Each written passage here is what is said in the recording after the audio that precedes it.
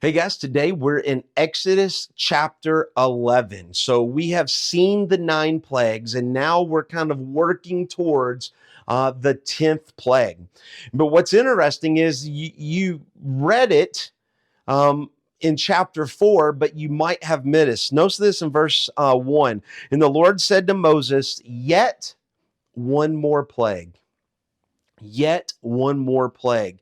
Back in Exodus chapter 24, verses 21 through 23, God told Moses, okay, he told Moses that said, Israel is my firstborn son. And if Pharaoh will not release my firstborn son, I will take his firstborn son. There's one more plague, and that is the plague of the death of the firstborn.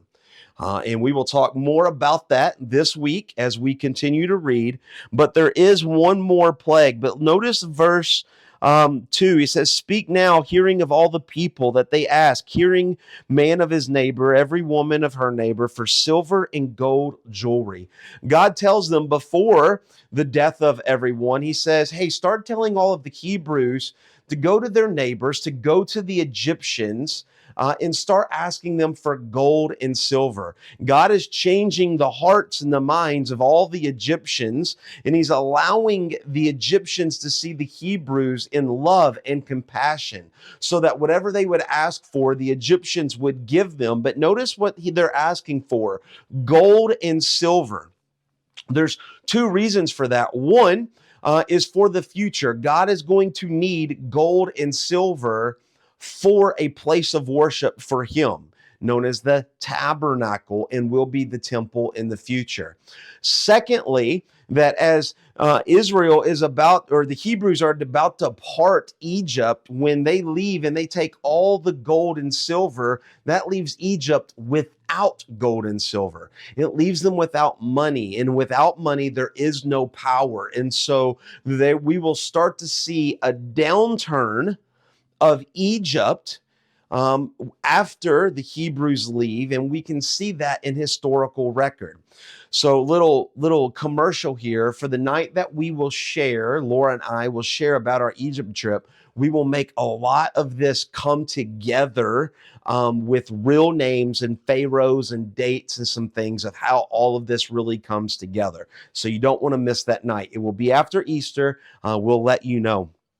And so here Israel's getting silver and gold, and the Lord gave Israel, or the Hebrews, favor in the sight of the Egyptians. And so Moses goes about midnight, and every firstborn of the land in Egypt shall die, from the firstborn of Pharaoh to the slave girl behind the handmill. Now, what he's saying here is the firstborn of every person is going to die. From Pharaoh, which is the son of God, the Sarah, the son of God. And it says to the slave girl of the handmill. This would be a job for little bitty girls, 4, 5, 6 years old. They would sit behind the millstones, these big stones, as they turn, and they would crush, that they would sit and things would fall off of them, and they would collect them in baskets. So this plague is going to be upon the most famous, richest, elevated person in the world, all the way down to the most poorest, forgetful person. Every person is going to be affected by this plague. Not only person, but notice at the end of verse 5, it says, even the firstborn of the cattle. Most cattle have died, but there would have been some left, but even the cattle will be affected by this last plague. There shall be a great cry throughout all of Egypt. But notice verse 7, but not a dog shall growl against any of the people of Israel. All of Egypt is going to collapse. The firstborn of every person is going to die. But notice, Egypt will not blame Moses or Israel. God is going to come in his supernatural power and change their hearts and their minds and direct their anger not at God, not at Moses, not at the Hebrews, but will direct them towards Pharaoh. And so we can see the ultimate power of God, the power of God, not just of the plague, but all that he is doing worldwide and throughout Egypt for this to happen. Verse 8, and all of your servants shall come down to me and will bow down to me, saying, get out, you and all the people who follow you. Notice this. Moses is telling Pharaoh that all of Egypt will come and bow to me, will come and bow to not Moses, but to Yahweh. They will bow down to Yahweh and they will beg us to leave. They will beg us to get out.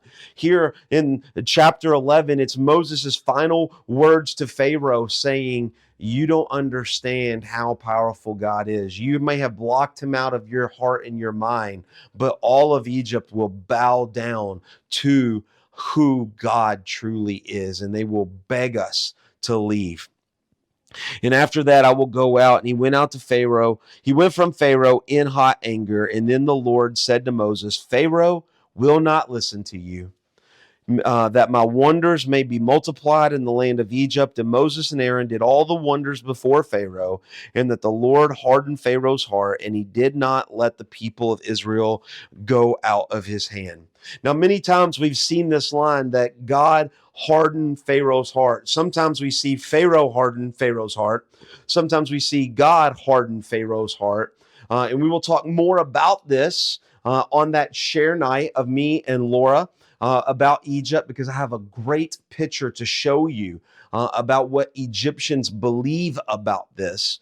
But basically saying that Pharaoh hated God and never wanted salvation. And because of that, God made sure that his heart wasn't changed. It's not that God wouldn't allow his heart to change. It's that Pharaoh hardened his heart against God, and God kept it in that same position. What does this have to do with Jesus? We see the same thought in the Gospels when Jesus is talking what we call about the unpardonable sin. What is the sin that you can't be forgiven? It's denying Jesus Christ. That if you deny Jesus Christ today, you're not given tomorrow. If you deny Jesus Christ in this minute, you're not given the next. We have no idea what is to come. So Pharaoh denied God, denied salvation, denied Jesus. And because of that, he went to hell even though he lived longer, because he denied Jesus Christ. So what does this have to do? As we, as Christians, are moving forward, it's our job to share the gospel so that people would not deny Jesus Christ, but they would hear the good news of grace and mercy that Jesus has come for them, and he would change their heart, and he would give them everlasting life. He would soften their heart and not harden their heart. Hope that makes sense. We'll see you tomorrow in my favorite chapter of the Old Testament, chapter 12. God bless.